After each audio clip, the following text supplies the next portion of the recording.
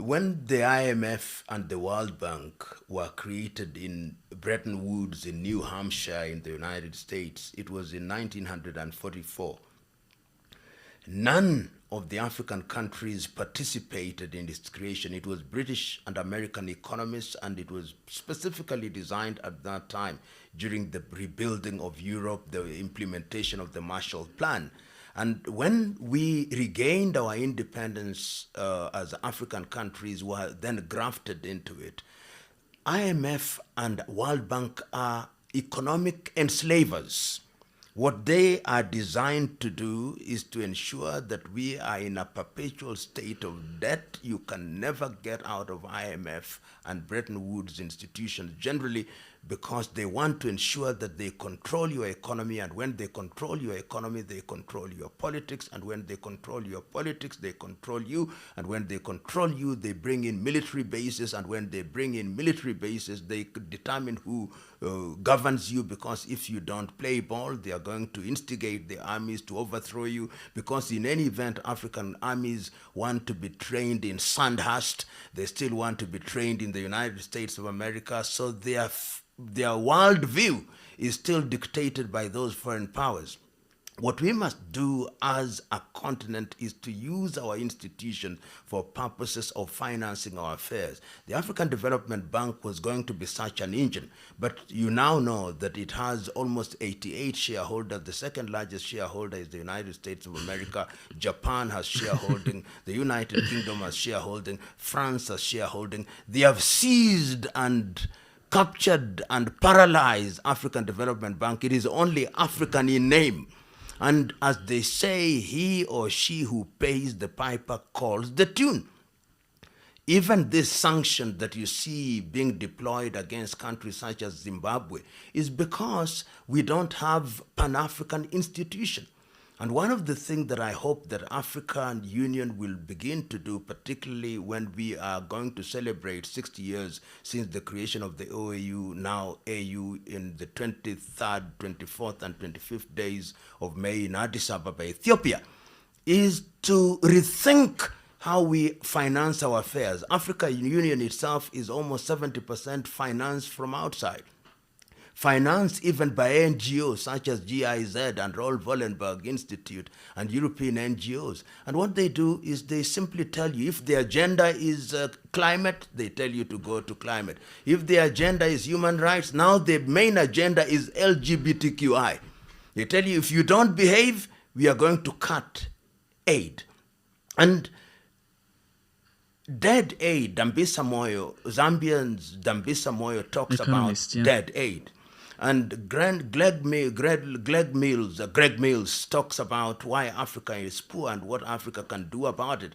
I think that should look at these books and what they have written in terms of research very keenly. There's a good book which has been written by the Korea Ha-Jun Chang called The Bad Samaritans.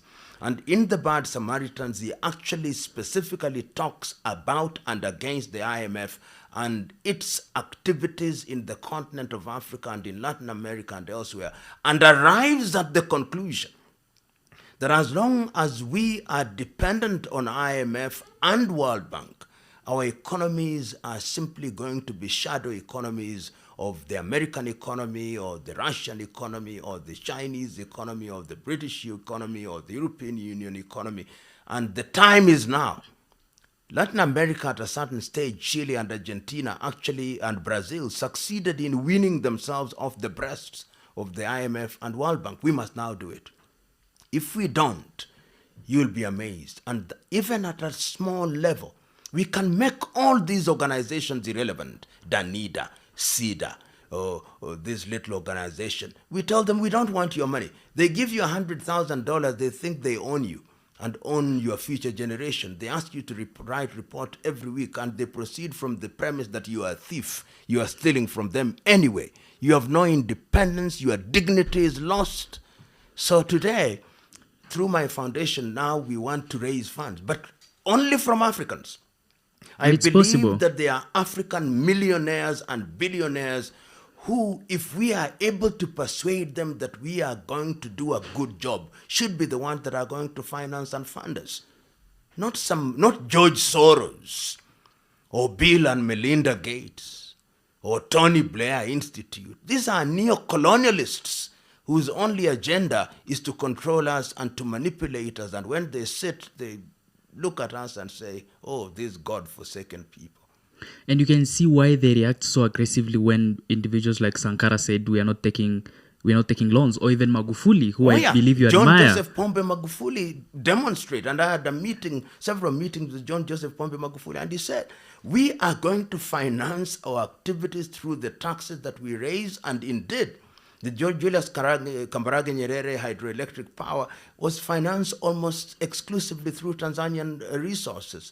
The gas from Mtwara to Dar es Salaam, the same thing. The SGR, almost the same thing. It can be done. And he demonstrated that it can be done. And John Joseph Pombe Magufuli is one person who said, I'm not even going to attend these useless meetings. And he never did. And he never did. He said, we have our embassies in those places. What is the work of our ambassador?